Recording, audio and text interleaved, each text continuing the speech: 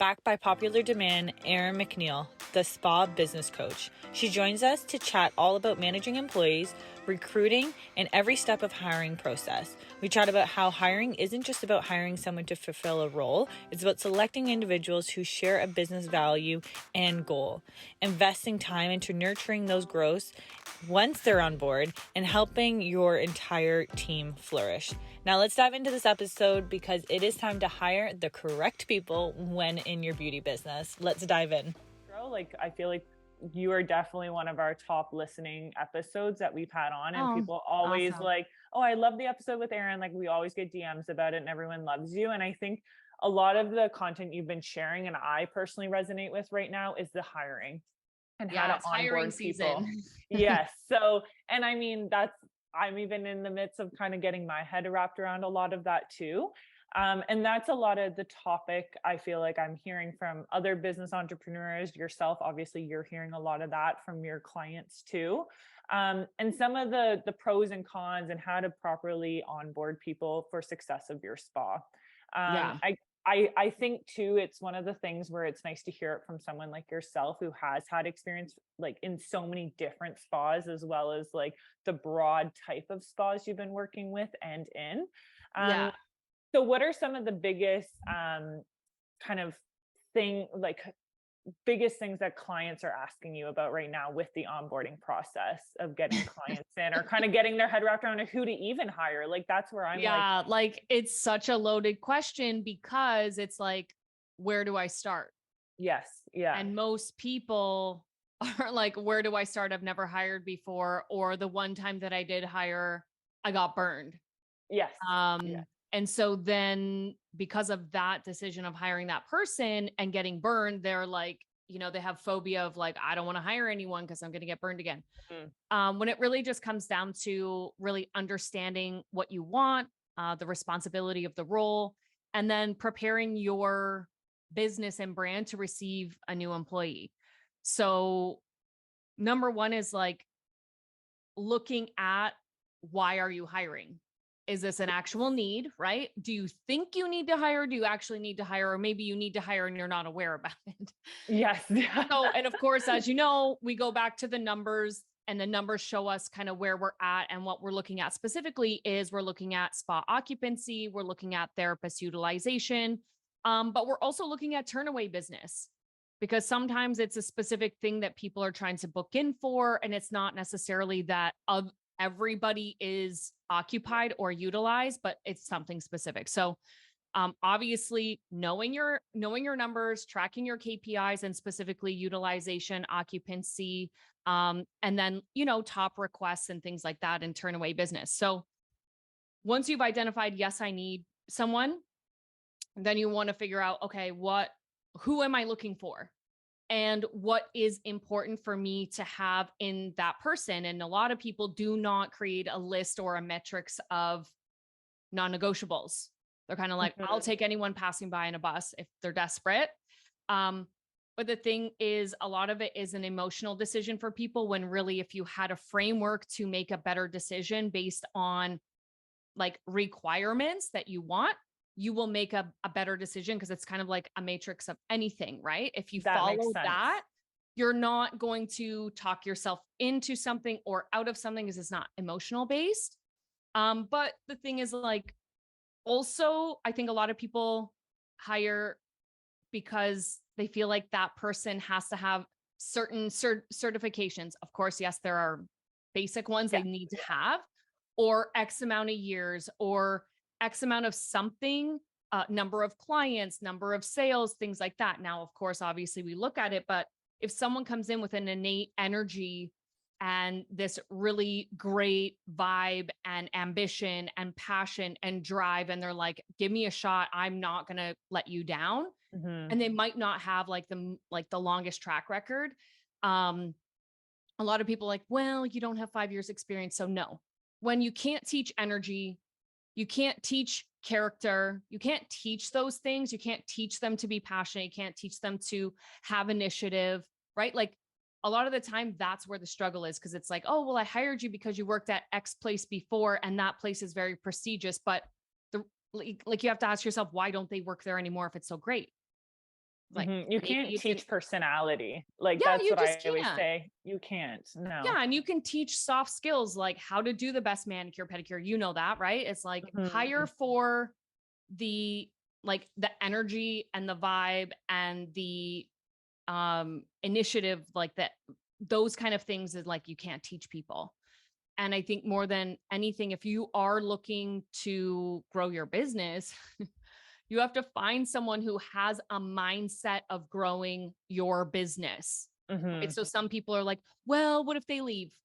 So do you think everyone that has ever worked at Google would stay there for life? No, because they worked at Google and were helping that company grow. That's how Twitter came about, or that's how, Mhm. some of these other amazing apps that you use today came about is because someone grew that talent while they were growing your business, and they didn't become competition. They became an asset and or an alignment with, using those same kind Mhm. of things. So That's a great way to look at it. Yeah. it's like, imagine, like, look at someone like Sheryl Sandberg, right? She worked at Google and she works at Facebook. Had she not worked at Google, she wouldn't be at Facebook. Like, these are things that, Google's not like, oh, Sheryl Sandberg, right? Like they're like, wow, she helped us and we helped her and now she's in a better position. And because of, it's like it all feeds Mhm. into itself. It comes down to mindset. But anyway, I say that because the other thing that stops people from pulling the trigger is like, but what if this person leaves? So Yes. then I say, Yeah. like, put yourself in their position. Imagine your first job out of school and imagine not being hired because they're like, well, what if you leave one day? Well, that's actually what you want. You want people Mhm. who are ambitious on your team, because if they are not ambitious and they're just processors, trust me, they are not going to help you grow your business. Mhm. And I Mhm. would rather have someone just like me, if not better, who has big aspirations for 1 year, because I know that will make my business grow. And even if I get them for 1 year, that's 1 year further that I'm ahead than I was Mhm. going to be without them. Well, and So I I think, always say that's how we get where we are. I'm like, I did the exact same thing. You've done the exact same thing. Anyone in the beauty industry, really, who has become an entrepreneur, which is one of the most massive businesses, is beauty for entrepreneurship, especially with women. And I think that's where I'm always like, I don't, when people come to me, oh, I'm going to go open my own business, or this is the path. I'm like, I applaud you. I did the exact same thing. It's one of the scariest things you're going to go through, but one of the most rewarding things. And I try to give them that pat on the back, because it does take guts to go up to your boss and say, I'm going to go out on my own, or I'm going to go do that. And you can tell that they're like kind of develop that maturity in their brain while working at your mhm, business. You've set them up well enough to be able to feel secure and confident to open up their own business, which I'm like, yeah, I've done my job correctly if I'm able totally. to do that for other individuals. But it took a long time for me to get my head wrapped around that Oh, too, right? yeah, it's not something you just decide overnight, like, okay, I'm going to be fine with this. You really have to grow Hmm. into it also. But that's truly what leadership is like, I'm looking to develop you so Hmm. that you become better than I found you. Yes. That's the point. And then but that's just the difference, right? So I think that that's another big, um, like barrier to people actually pulling the trigger on making a decision is like, oh my God, they're going to open up next door. Well, there are certain clauses and things you can put into a contract to make them stay. But the reality is like, I've run enough teams and businesses. It's like, if you are a great leader, they won't want to leave. They just won't, because Exactly. they're like, everywhere else isn't as good as here, and or I don't have someone who is really rooting for me anywhere else. So they Hmm. stay and they become loyal because, like, and as you know, a lot of people are like, I don't, like, money isn't the driving force behind what they're doing. And honestly, Hmm. like in the beauty industry, like if no one would work in the beauty industry if money was the only driving force, right? Like, Exactly. you just Exactly. wouldn't, because you could go make more money doing something different. If it all only came down to money, there's other ways to make a lot more money doing a lot less with a lot less effort and emotion. Being a service provider takes up a lot of energy. But anyway, not Exactly. to like deviate too much. So that's something that's like, decide that yes, I would need to hire. Here are the reasons why I'm going to hire. And you want it like, so the other things that I look at are you prepared to hire? Are you prepared to onboard someone? Do you have essential paperwork, job descriptions, contracts, training calendars, actual training resources and materials? Do you have a calendar of what you're going to go through together? Are you like, what kind of training do you typically do? Do you do show and tell? Or do you actually have a training program where you thoroughly go through, this is how we do it here. These are our brand standards. Everything from this is how we greet someone to, the departure, to doing a treatment, to doing a transaction, to whatever, like this is how we retain our clients here. Like these are touch points of service. So going through everything, I think way too many people don't have an onboarding process, and it screws them over because they're like, well, I hired you because you're an esthetician and you have experience. So yeah, go do your thing. Here it is. Are you tired of juggling appointments, chasing down payments, managing your business all at once? Well, beauty brands, I've got some exciting news for you. Allow me to introduce Cagilio, the ultimate solution for appointments-based businesses like yours. Cagilio is here to help you the way you handle bookings and payments. Whether you're a salon owner, a fitness instructor, a therapist, or anyone who relies on appointments, Cagilio has got you covered. With Cagilio, you can easily streamline your appointment process. Say goodbye to all those endless back and forth trying to find suitable time. Your clients can now book appointments hassle-free right from your phone or computer. But that's not all. Cagilio takes it to the next level with payment processing too. No more awkward conversations of chasing down appointments as well as payments. It's all integrated seamlessly, making sure you get paid on time every time. And guess what? Our listeners are now in for a treat. When you sign up for Cagilio subscription, make sure you use the promo code Behind the Brand to enjoy a fantastic 15% off. That's right, 15% off all subscriptions, just being a part of our beauty brand community.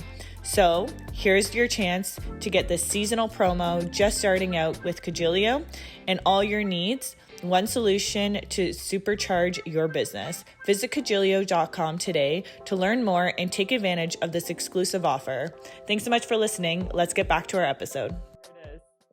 Like, could you imagine? I'm a software engineer. I arrived to Google and they're like, hey, bro, welcome. Here's your desk. Get at it.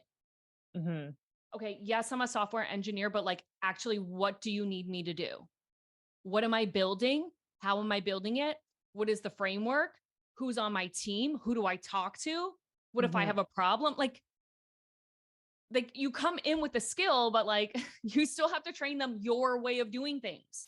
So it's like, if they learned a pedicure that has 75 steps and your pedicure has 15 steps, like they're going to do it wrong. They're going to fall behind. You're going to think they're incompetent. And it's all actually your fault because you didn't train them properly. And taking that ownership, I feel like that's a huge topic that I hear a lot of, not even in the beauty industry, right? Is like, you're the business owner. It's going to come back to you anyways. It's not my job to do that. Yeah, it is. Yes, it is. Exactly. Yeah. Exactly. It is that, or like, well, how am I going to find time? Well, guess what? You will never be a true CEO if you think like the way you manage your time is so important. And the way that you look at what your time gets you and prioritize things, like that's what's going to grow your business. And if you think you don't have time, get used to being a solopreneur, doing anything, or like cap your income, cap your revenue, cap everything that you're doing and look around, because that's where you're going to be forever. If you don't change your mindset around, I don't have enough time.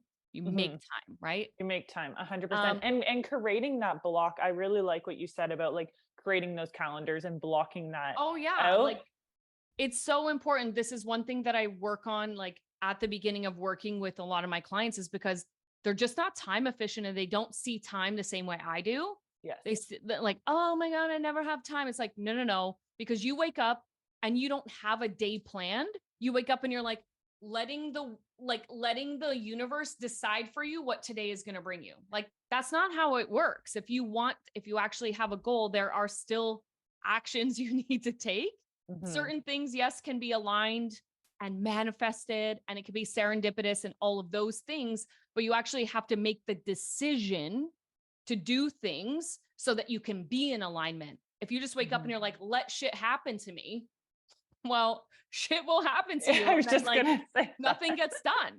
Exactly. Right? And I feel like, and you've got to make it work. It's like, you've got to put the energy where that mentality is of working. And I really like, I think you had done a post too about like time blocking and figuring out your schedule. Like that has changed I tried to do that. That was one of my New Year's resolutions this year, was to actually How'd you do? time block. I love it. I'm literally like kind of obsessed with it. And like, yeah, if you don't get on my calendar, like you're not on my calendar, which means it's not getting done, or I'm not seeing you, or like, even if it's a simple phone call, like today I had to go pick up oil for my car to do an oil change because like I don't like to go to Jiffy Lube or whatever. And I also don't like paying the dealership prices. Yeah, so I'll go and get the oil, but like literally on my calendar, there is a block of time. It's like drive to go get oil. Mm-hmm. I have a block of time on my calendar. It's like wake up. Yeah. Block of time on my calendar is like get ready, walk Ruby, have lunch, eat something. Like everything is on my calendar. And so if it's not on my calendar, like it doesn't get done. I already know that now. And it makes you look back at like, wow, I did that much in a day. That's what I love, like that satisfaction of looking back. And I feel like even for my team, like I'll on my own calendar, write like all the things I'm doing in the day so they can see too. It kind of keeps me accountable for them to see what I'm doing on a day-to-day basis, even if I'm not at the spa, the behind the scene things that we're doing. And then, for when we onboard, I feel like that's another great way to say, okay, I can block this amount of time off once we've got the hire. That's the other thing, is I find it's almost like the hiring process is the hardest part for me. I find maybe because we're in like what part of the hiring process for you? Because there's a lot of candidates. There's the like interview, right? Like initial interview. There's a trade testing interview. There's the actual like onboarding. Like what part of it for you are I find it's not my favorite. It's more of like getting those people in for the interview. Like for example, for receptionists, we had like 40 some people apply for receptionists and only 2 came in for the interview, or they're not even attaching their resume to the like Indeed ads or even like the emails and things like that. So what's kind of like your main suggestion when it's like that step one of just putting out something out there that you're going to start looking? It's like you literally have to be so clear where it's like attach a resume. Every application needs to be in by this date. You need to show like serious applicants only. Applicants that don't meet minimum requirement will not get looked at, like, so that you start to like weed people out ahead of time. Now, a lot of people, obviously they're lazy, they don't read. But also you need someone who's going to be like, you want someone who's detail oriented and like a perfectionist in our industry. So kind of right there, it's like, okay, you can't even follow these basic steps in applying. So that's where it's like, it's like the new normal. It's kind of, it's almost like, just like advertising, right? It's like, okay, well, if I see that 50 people clicked the email open, then I know at least 10% are going to actually take action. Yeah. So it's the same thing. It's like 50 people applied, but only 10 people will actually show up. Mm-hmm. It's now like the in-person stuff is really, I don't know. It's probably is the same for you, right? It's really strange. Everyone's got this weird understanding of accountability these days, that it's like, well, I've applied, I want the job, and like, I'll just flake if I don't feel like it that day. Not really realizing the consequence, but I really think that this era that we're kind of going through, where people are sort of getting used to being back to in real life. Yes. I think it's going to wear out in the next 18 months, because like, if you don't show up, like you're just getting left behind. Yeah. And I don't know how, like, people need money to survive. Like, that's the other thing. Like, how do you just not have a job? I don't chase. Exactly. And that's where, for me, I'm like, the in-person stuff is easy for me. I feel like, because that's just like what I thrive in, is that in-person interview, as well as, the in-person. Yeah. Like, you could even post there. I would put like, if you have no intention to show up, like something like, if you are a selected candidate, but have no intention of showing up for the interview, do not apply. We don't want you. Like, I would be so bold to say, like, I don't want you. If you're like on the fence, I don't want it on the fence. So like, if you're on the fence, I'm letting you know right now, just actually like, don't cross over. Just don't even bother. Exactly. And even it's crazy. Like, I've had it too. Like, when we were for our last hire was a receptionist, and it was crazy to me of having someone come in, like we had 2 candidates that came in for an in-person, and they were great interviews. And then I was like, okay, we're going to have a day where you come in and shadow us for a few hours just to see if you can see yourself here within our environment. So you kind of shadow me as the receptionist, and if this is something you can see yourself doing as well. Because I feel like people like think, oh, I'm going to be a receptionist, I'm going to sit at a desk all day. No, it's well, the here's where hardest people job. make the mistake is they go into the interview without a job description or understanding what the responsibility of that position is. But also sometimes it's just the title of the position. So as an example, receptionist. Well, receptionist for the last 45 years or 50 plus years has meant, good afternoon, thank you for calling the spot. Like, that's it. Click in and out. Thank you so much for coming. That's the job. When really what you need is a client concierge. Yes. Or client experience person, agent, whatever. Like, it's not about answering a phone. And I think it's also up to the interviewer to get that across, is like, here's exactly what I'm looking for. I'm looking for someone who understands this or has that skill set or can lean into learning this thing. The responsibilities within this role look like, or a day in the life of this role looks like this. It's not just answering the phone. This will be a main focus.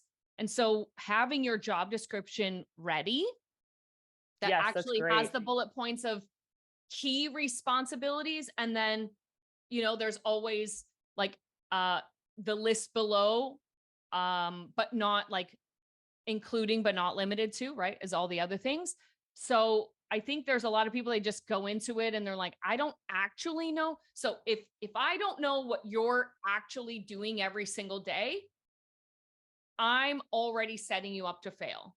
Absolutely. And it's like, well, I don't have time to create a job description. Well, then you're going to get more of the same of what you already hired. Oh my gosh, it's so easy now. Like, even just put in like a summary and go chat GPT. Like, I don't know your opinion on that, but write like spa title, like all the titles you would need, and then it would spit out a template for you in and like roughly. Well, and I think also honestly, Nicole, it comes back to, if you don't have regular daily practices, if you don't have regular systems, if you don't have regular shit that you do inside of your business, you can use chat GPT and it'll spit out all of these things. But like, if you don't do daily calls or you don't do daily reporting or you don't do, like, you can't expect that person to live up to a standard that you haven't communicated. So yeah, I mean, those things are really, really helpful, but like, read through it to make sure that it hits all of your standards and your expectations. Cause I do see that like a lot of my clients use it and I'm just like, well, is that like, I feel like it is the lazy way, but also like I'm a lot older than a lot of the people who are using it, where I'm just like, I know it like the back of my hand, what you should be doing every day. But I feel like as you have outlined standards. Yeah, I feel like as like a new person in the industry, like for me to put up a thing for like we're hiring and do even as an esthetician, a medical esthetician, receptionist, all the things, I feel like I'd be pretty fluent. But I feel like if we had someone who was new into hiring, to just get that template of how to do like a description of what this and this person would do, it'd be kind of like a good way to get their feet wet and pursuing that post to put out there. But I feel like it's one of the things is setting them up for success. And that's where I kind of like having that shadowing day, because I've had it where people are like, hey, this isn't what I expected it to be, even with the job description, until they're like in the environment and feeling it. But then even then, having people who, when it's the in-person time again, to come in and actually like have it like an afternoon shift or something to be shadowed for us to show them the booking software, for example, they just don't show up. And it's even tricky when you're hiring someone who's an esthetician, where you actually have responsibilities and people who are coming to fulfill those services. Yeah, you have clients. Yeah. And you have clients. Exactly. So what is some of your feedback when it comes to kind of your feel, whether you think someone's going to be suitable for that position? Like, do you have some red flags that kind of go up when hiring, that you're like, oh, I don't know if that person's going to be a good candidate or not for that in-person, like that initial in-person interview? I think it's like you have to really read between the lines of what they're saying and also pay attention to their verbiage. Like what words are they using? Like, are they using things that sound indecisive? Like, are they using maybe or I don't Yes. know or I'm unsure or like, oh, that could work. Like it can or it can't. Are you thinking about starting a podcast? I remember when we launched Beauty Behind the Brand, it was just an idea at first, and I didn't know where to start or what platform to use or how to streamline everything. Buzzsprout has made our lives so much easier, and I want to share some free info about it. Save $20 on your second invoice with Buzzsprout, and they will make your life so much easier. All you really need to do is upload, chat, and interview your guests, and Buzzsprout does the rest. It's not like that time could work. No, like it is or it isn't. Or, a skill that you need to do. It's like, oh yeah, maybe I could do that. Well, if they're saying things like maybe or should or could or I don't know, or like you have to listen to it, but also there's so many people that don't listen to their gut instinct. Right away, but then you're like, then the logic takes over and you're like, but I'm desperate or I need someone for the desk. Like, I'd rather have no one, me personally. Yeah, I agree. Cause I've had that even in interviews. I'm like, oh gosh, as soon as that person literally doesn't even open their mouth, just their body language or the the energy like I can feel from them. the empty promises, right? Yes. Where it's like, oh, I promise. Like, why are you promising me that you're going to work hard? Just work hard. I don't need you to promise. You're signing I just need you to do it. Right. Mm-hmm. Like, why are you telling me I promise? So just show up and show me that you can do the work, like these kind of things. Or, you look at the person, and I've sat in interviews with fitness trainers, many of the facilities that I ran pools and fitness and all of that. And so it's like someone who's like, yeah, I have my personal training certification. You ask them about like, what are some of your hobbies or your personal practices around wellness and well-being and health? And you're looking at them and you can tell that they are unhealthy and they're talking shit to you. And they're just like, oh, well, I do this. And like, I work out 3 times a week. Like, no, you don't. No, you don't. Oh, I eat healthy. No, you don't. No, you don't. Like, so again, obviously we don't say that, but it's like, you have to look at the person in front of you and like filter for yourself and not just like take it at face value. I think like the interview process is difficult, but if you're tuned into yourself and you're listening to your intuition, but you're also asking like not difficult questions, but questions that matter. Yes. So don't ask questions like, so I saw that you worked at XYZ spa last year. Tell me a little bit about that. No, it's like, so I saw you worked at XYZ spa. What was your client retention like? What was your monthly goal for retail sales? How many clients did you see a week? What was your monthly treatment revenue that you were contributing to the team? What were some of the responsibilities you had outside of delivering treatment? Like, ask direct questions. Don't be asking like these blanket, like very vague questions. So tell me about that. Like, why do you care what it was like working over there? I need to know where you're at today, where your head is. Were you in the game, right? Do you know your numbers? Do you know your clientele? Like, how serious are you? Because if you apply to be even a receptionist and it's like, can you tell me what was the call volume that you faced on a regular basis? I don't know. Okay. Clearly you were paying attention. Or like, how many emails would you say that you had to answer a day? Like, ask questions that matter to you, because it's like, if you have a high volume of calls, high volume of emails, high volume of foot traffic, like you want to know if that person can handle it. So you're going to ask them questions that are a reflection of your business or your practice or what's going on inside of your business to see, can they handle it? Just like an RMT. One of the things you should always ask, what's your threshold of treatments per day? Yes. Yeah. Now, everyone knows to ask an RMT that, but nobody ever asks an esthetician that. What's your threshold for pedicures? What's your threshold for facials? Tell me how many clients you would typically see in a day. Give me an example of what an average day looked like before at somewhere that you worked with really high volume. Did you get a break on a regular basis? What is important to you? Like, right? Like, ask the questions that matter to the type of person you want to fit into that role. But I think like, you know, like the actual interview is where everything goes sideways. Or like, yeah, I would say that, like, because even if you get the wrong candidate, it's still like sometimes people feel this like you owe them something because they came in for the interview. It's like, oh, now I have to offer them. No, you don't. You don't owe them anything. It's like, thank you so much. We've gone in a different direction. Like, and I think also telling the candidates whether they got the job or not. Like I always say, I will follow up and let you know, because that's like, they're going to be sitting around waiting. And I personally, when I was working at other places, I'm like, oh, did I get the job or not? Like I'm still waiting. Baseline is treat them, do for others what you want done for yourself. If you enjoy sitting around waiting for someone to give you a response, then you're probably like, I don't think anyone enjoys it. I was just going to say, I don't know anyone. Like, when you actually ask yourself, would I appreciate that someone never got back to me? No, because now your brand, so whether they were going to work out or not, now your brand looks like shit. Because now they're like, well, they never got back to me. And depending on where you are, what market you're in, like that hurts your brand.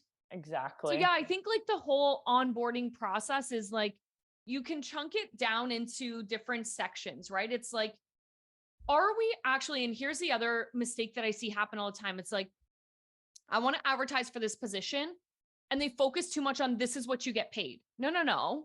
What's the whole package, right? Like when you think about like a vacation package, why do you sign on for that vacation package? Just because there's a pool at the resort? No, you're like, oh my God, it's an all you can eat buffet. The room rate is really good. I get daily housekeeping. I have access to a pool, beach access, all of the things. So then when you start to list out, like, why should they work for you and your company? It's like, here, like, you know, what are the values that you lead with inside of your business? That's what needs to go on there. And what are some of the perks of working at your place beyond just getting paid? Because that's transactional. That's service for money. So that's a given. And most people are not just driven by money. It's like, what are the other perks or benefits? Okay, yes, there could be medical and dental, but what if you don't have that? Are there bonuses? Are there other incentives like every year you get X amount of dollars toward training or professional development, right?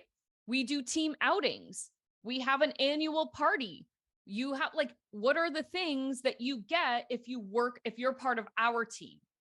And some of those small things, like one of my clients, she does a team outing every month as like team building, but like also like, thanks for working here.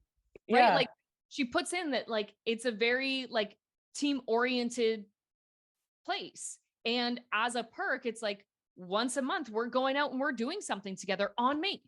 Or like once a year, whoever's like, you know, she does other bonuses and she does incentives. Like if you're here for 1 year, you get X amount of dollars toward professional development. So whether that's something that I say you should have, or that's something you're like, hey, Erin, I was looking up this course by Brene Brown. It's a leadership course. And since I want to get into management, it's X amount of dollars. And like, these are things that you can do as an employer. That's not just dollars that that's people a great care idea. About.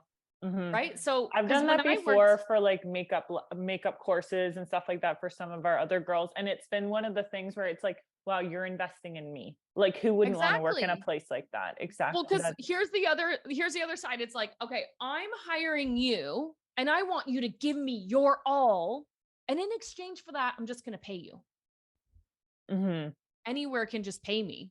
What else are you doing for me? If I'm really trying to help you level up your shit, you should be trying to level me up. So that's the other thing is that like, oh, it's an expense. No, it's not. It's an investment.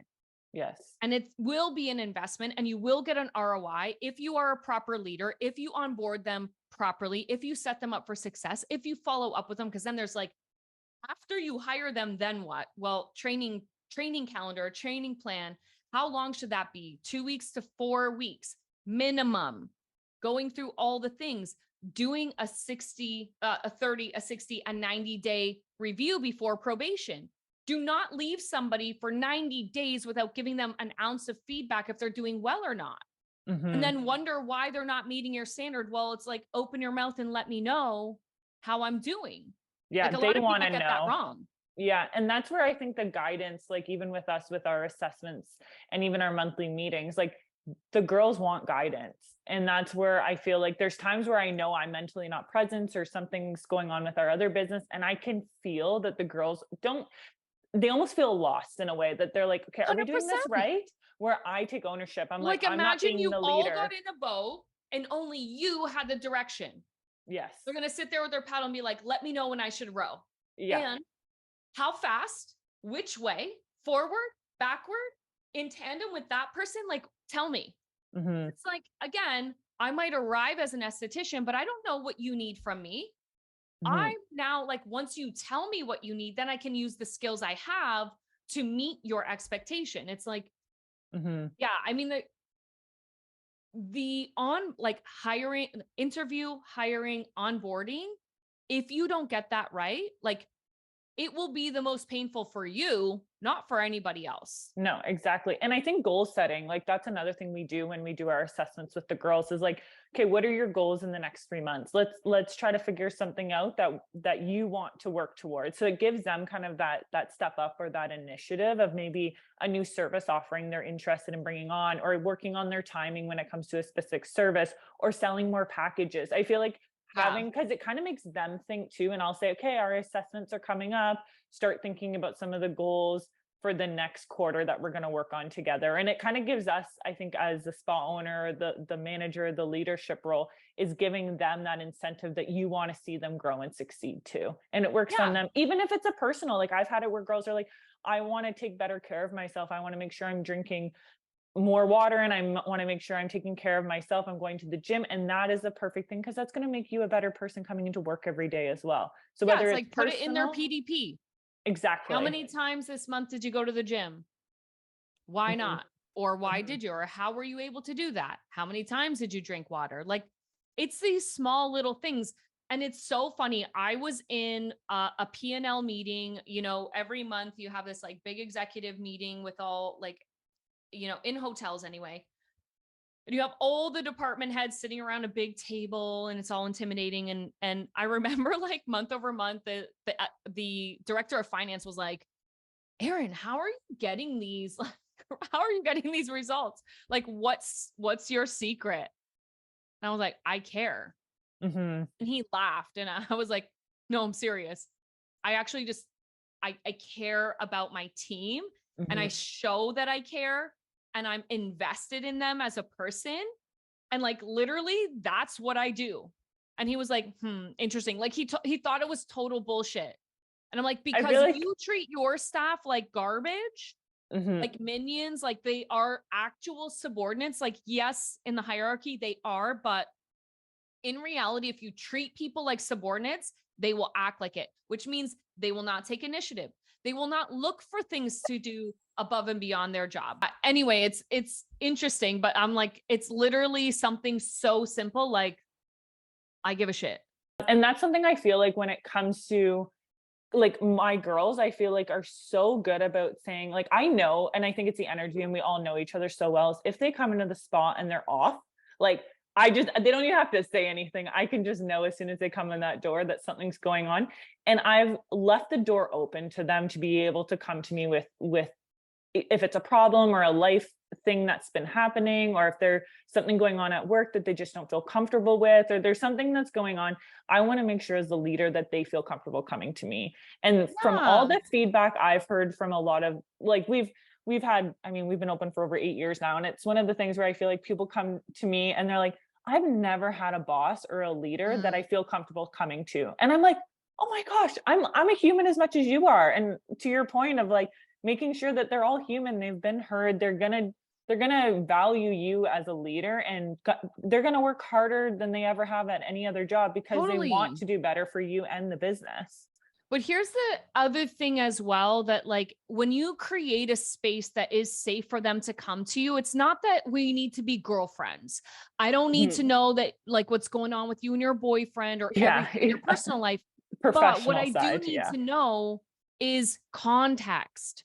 Because if I'm not paying attention, I won't notice if you don't come to work looking like yourself or with your same energy if I'm not paying attention. But if I am paying attention and I've, gotten to know you, I can pull you aside and be like, Nicole, is everything okay? You just don't look like yourself today. Or I've created an environment where someone's going to come knock on my door and say, Erin, do you have a minute? Like, listen, I wanted to ask you, I see that we're really busy, but I'm kind of going through it at home, and, you know, I'm having a difficult time, and I can't do the same volume right now because my head's like out of sorts. Yeah. And it's important that you have that kind of pathway of communication. It's not, again, it's like, I don't need to know what you do every weekend or anything like that. And I don't want to blur the lines between like leader or boss, right? Like, I'm in charge and, you know, you work here, but like, I am a support system, as you mentioned, right? I am a support system. And in order for me, and it's just like, you know, when I think about developing teams, I think I always go back to professional sports, right? Yes, that's a great one. The coach always knows what's going on with each player. The coach always knows what are the strengths and things that each player needs to develop. The coach knows when one of the players is down and out and needs that like pick me up, or needs to be benched, or needs a season where they sit out. Like, if you look at yourself more in that way, and I still have the same mind frame around hiring, because if you want a championship team, you always need to be drafting and trading and up leveling and developing and looking for new talent. Don't just stop hiring because all positions are filled. Because that's a great point. The saying is true, right? You are only as strong as your weakest link. And if there is somebody on your team underperforming and you know they got to go, not only that you know they got to go and they're unhappy, so you're unhappy, which is giving you mediocre results. They're unhappy, they're performing mediocrity, and like you're both living in this like dance of no one's being happy, right? Like you have to be able to confront those things and have an open enough relationship and feel comfortable enough to bring up difficult things. So just like any championship team, and again, I go back to professional sports, it's like every champion watches back game footage. Do you know anyone in the NBA, NFL, MLB, what's the other one? NFL, MLB, like basketball, soccer. What do they call it? I'm thinking PGA. That's golf. PGA. Yeah, you're a golfer, right? You're a golfer. I'm like, you're missing one. Right? Like, but like any professional sport, do you think Serena Williams doesn't watch old games to be like, how do I get better? Get better. Exactly. Right? Where did I miss something? Where were my blind spots? Right. So I think like when it comes to looking for new candidates, hiring, developing, and winning with your team, like if you took a mindset around, I am really creating a team here to win the championship and I want to win every year.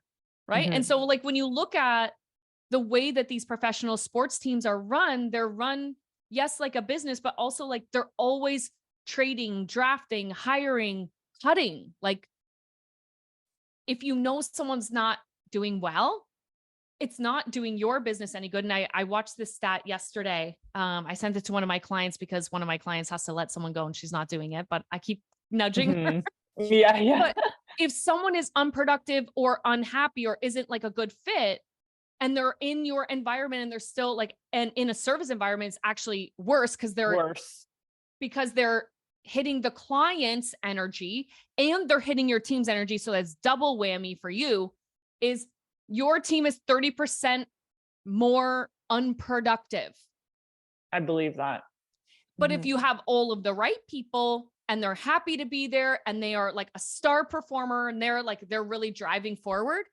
I don't remember what the number was. It was some very, very high. It was like 80% higher that everybody else is going to rise to their level. And so it's like, if you like, again, if you go right to the beginning of it, if you hire the wrong person because you didn't listen to your instinct, you didn't ask the right questions, you didn't interview deep enough, you didn't onboard them properly. Once they're onboarded, you didn't train them properly. It's like, not only is it's not about that other candidate, it's now like, how much revenue did you give up? How many clients now don't want to come back? How many people now look at your brand differently because you've settled, right? Like we've all been there. It's like, have you had a friend who started dating someone? You're like, why are they dating that person? Mm-hmm. Right. Mm-hmm. Yeah. And you're like, that doesn't make any sense. And then you just distance yourself a little bit and you see their confidence goes down and their productivity and then their happiness, like everything is like, mm. And it's all because like, oh, but I thought that he would change. I thought I could fix it. Can't change somebody.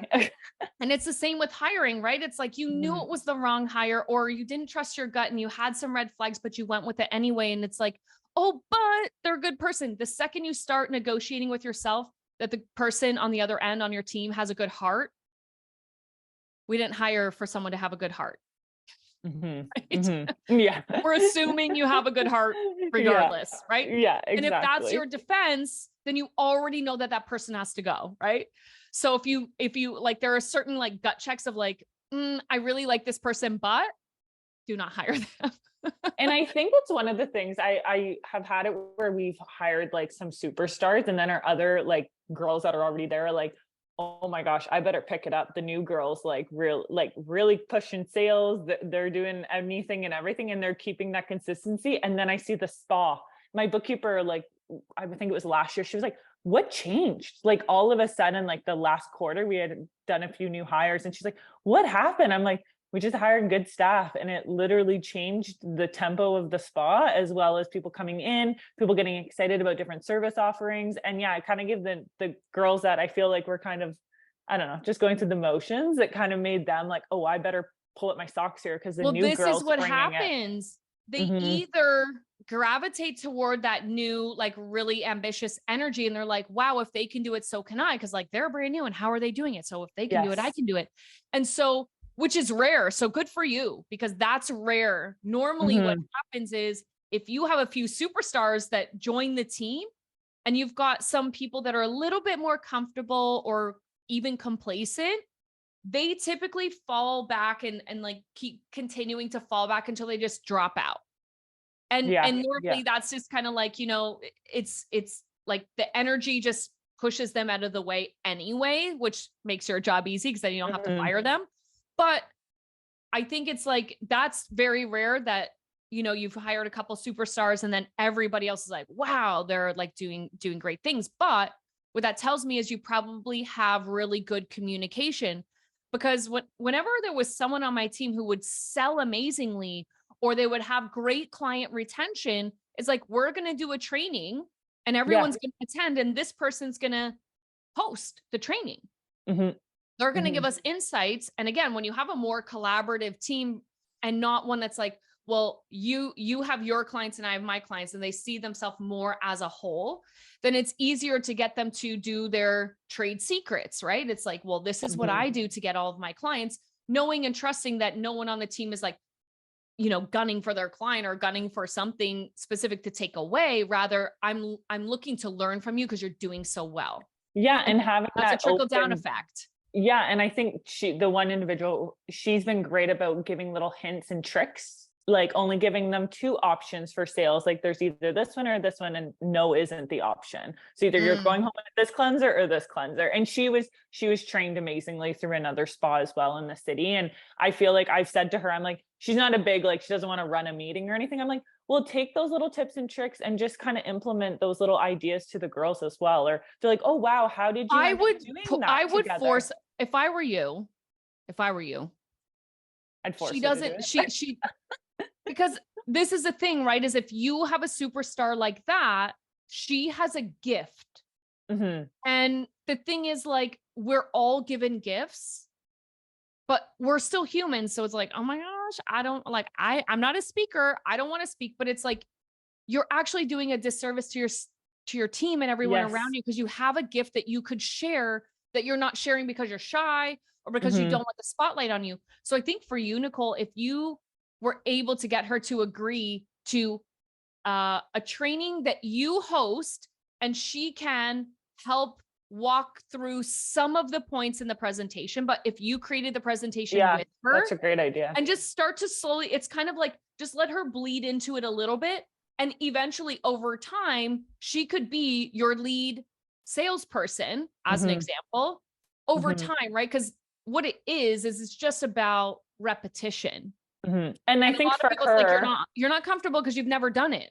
Exactly. And I think for her, and like she'll be with us for, well, I guess it's just been over a year, where now she's more comfortable with all the girls and all the things. So that's maybe something where with our monthly meetings, I could get her to maybe set a Just couple like, points that for yeah, it's sales like, for our new okay, come up packages. on stage, or like come in the hot seat beside me. So if you do Yes. it together, usually that's a great way to kind of break them into being in a role where they're like speaking to the team.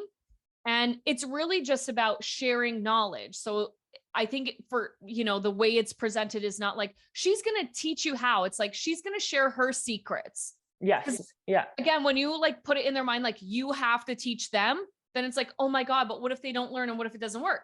Versus just talk about what you do and share what you do. Yeah. There's Yeah. no That's a great pressure for idea. it to work for anyone else. But if you share, then everyone can take their version of what they heard, how they heard it, and how they can apply it. And then they'll implement what they learned. I always like, whenever you have a superstar in your team, it's like, how am I going to slowly get this person to come out of their shell? Because they've got a gift that they need to be sharing. And it's my job to help like bring that out. Cause like that sounds like she has some really like, she's got some power there that like, imagine everyone had that same skill set or Oh something my similar. gosh. I even said like, I'm like, well, she just had started, she's been in the industry almost as long as I have, but she worked like at another spa for the full amount of time, that one spa. And she was like record breaking sales. I Oh, knew her wow. manager and boss before.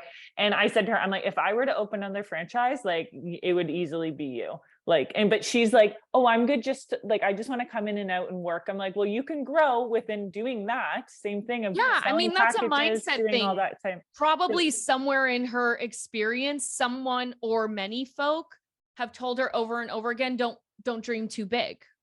Oh, I'm like, here's the keys to my shop. Like you can run with it, Yeah. girl. Well, you like she's probably never come across a mindset like yours, which is Mhm. like it's such a beautiful miracle that she's there and you're there. And it's like, well, you know how to take her talent and grow it. So you give her the platform, but she's got the tools. Mhm. And like those are the like the best moments, is because you actually get to pull her into a new reality that she never saw for herself. Mhm. I think one thing that I really noticed too with having staff, especially when, I mean, a lot of them are new out of aesthetic school or new into the career and that kind of thing. And I think it's so important to be able to give them that clarity on where you're taking the business. Oh, I feel like 100%. any business owner they're not very transparent on like where the business is going or what the business goals are, the passion and like kind of Again, your the boat mission. with no Yeah. direction, right? It's like, Yeah. okay, here with my paddle. Yeah. Where are we going, girl? Where are we going? Exactly. I'm not putting my paddle in because I don't know. I don't want to make like, because most people don't want to make a mistake, right? So they're just like sitting there with the paddle, like you tell me where we're going, and I'm willing to row in that Mhm. direction. And but to your point is, again, when you look at, okay, I want to hire someone. How do I attract them? How do I get them to understand who we are and what we do? Is like, do you have an employee handbook? Do you have a set of values? Do you have a mission? Do you have a vision? Do you have those things? And not that everything needs to be perfect in order for you to hire someone, but you have to have some kind of idea so you can share with someone what your vision is and if they want to be a part of that.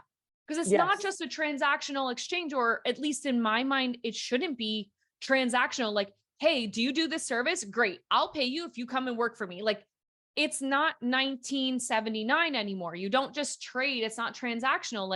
Mhm. And especially in health and beauty and now wellness, it's like, it Yes. has to be more meaningful and more impactful than just that.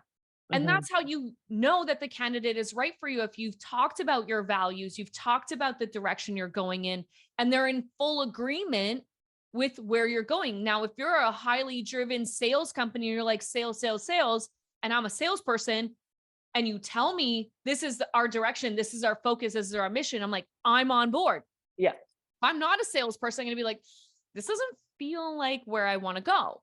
Mhm. I don't want to say yes. And then now I've committed to, you give me an offer. Now I work for you. And then I find out everyone is like sales, sales, sales. And I'm like, I don't like this.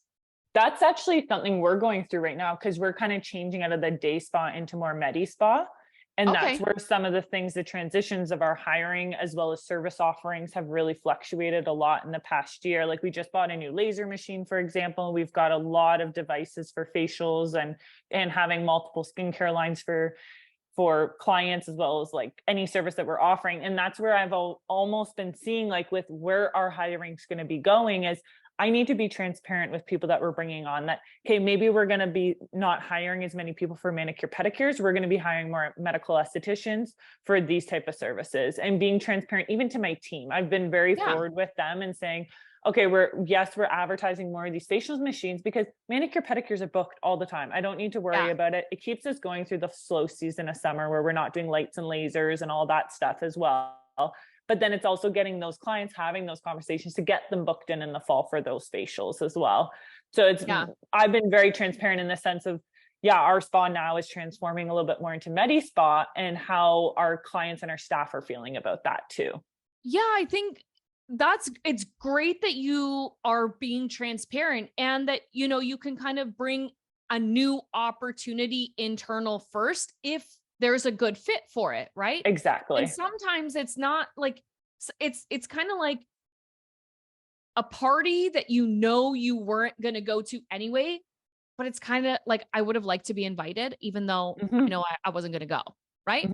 And so it's like, okay, guys, we have lasers and energy devices now, and I just want you guys to know this is the direction that we're going in, and the opportunities are open internally first. Here are the requirements. Now, you in the back of your mind know there might not be anyone on the team with the requirements, but you're kind of putting it out there like, hey, if you want to apply, you can, if you have these requirements. Because it's like, you always want to promote internally first, unless you know that there's someone on a team that doesn't have the skill set, but you still want to, as you did and as you do, talk about it first so that people are aware that, like, hey, a new player is coming in. The thing that I've actually seen the most, what is a bad move, a big mistake, is when they hire a supervisor or a manager and they didn't tell anyone. They didn't tell anyone, because there might have been that person who's worked there for 10 years and thought in their mind, but there was never, again, if you have poor communication, it's like, well, when they're looking for a manager, like, I want to run for that position. And then they're like, oh, by the way, we just hired Sally Joe, and she comes from la la la, and she's now the spa manager. And the person's like, I didn't even know you were hiring for that, because I would have raised my hand. I know the business better than anyone, right? Could be, right? So I think even though you might not have the perfect candidate already on your team, it's important to share that information and say, this is the direction we're going in. This is who we're looking for. If there's anyone internally that feels that they want to apply for that position, if you meet the requirements, please do. We love to internally promote first, or look in-house first. And, or if you have any friends in the industry or right? Like, having those conversations is super important. And that might save you from having to hire to this topic. And there you go.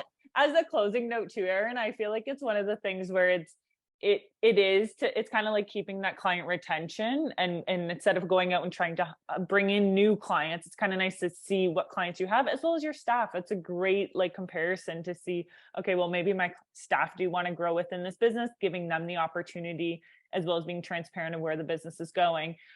Is there any advice you would have as like a closing note to anyone listening to this podcast for hiring kind of into any season, kind of like their views, whether they've been in the industry for, this is their first hire, or possibly they're going to be selling the business and this is kind of the last hire that they might possibly be doing? What is one of the key takeaways from this conversation? I think it's like, do your homework. You have to be prepared as if that person already works for you. And what I mean by that is, do you have the job description? Do you know who you're looking for? Do you know what character traits they have? Do you know what skill set they have? Do you know what kind of training you want to do for them? Do you know, like, you want to, and this is the secret to manifestation, is that you should act as if it already exists. And so if you act as if this person already exists, that you will attract that person, because you've got the job description, you've got the contract, you've got the paperwork, you've got a plan, your values, your company vision, mission, direction, you're solid. Now, not that you can't shift or change your company's vision or direction or mission, or you can change what a job description is or change these things, but you have to have something prepared. Mm-hmm. And be okay to answer the question, or sorry, ask the questions that you need that person to be able to answer to you that aligns with the role that you're interviewing for. Don't ask them questions because you don't want to make them feel uncomfortable. This is your opportunity to show them what they get to sign up for. This is what you get when you work with us. Definitely. And that's where I feel like it almost gives you that platform of like, this is the standard of this business. Like that interview, it's like, you are the business owner. This is our standard. Yes, we're a high standard spa, spa. Yeah. Totally. If you have no standards, you're going to get a candidate interviewing you that also has no standards, which means good luck. But if you it's like going have on high a date. standards, right? If you don't have any criteria, anyone will do. Exactly. Right? Exactly. Well, thank you so much for today. Erin, I feel like there's we could talk forever, you and I. I feel like there's so many takeaways, and that's why I always love having you on. I think this is your third time on with us now, and you've just been a highlight to our episodes, and you're always more than welcome to come on anytime, because I'm looking through your Instagram. I'm like, oh, I could do a topic on this. I could do a topic on this with Erin. And it's always so great. And you're always so good at throwing us in your calendar and making it all work. I love chatting about this stuff, of course. Right. And really the point and purpose of what I do is I really just want to bring real business knowledge to beauty and spa owners, because everybody deserves a shot.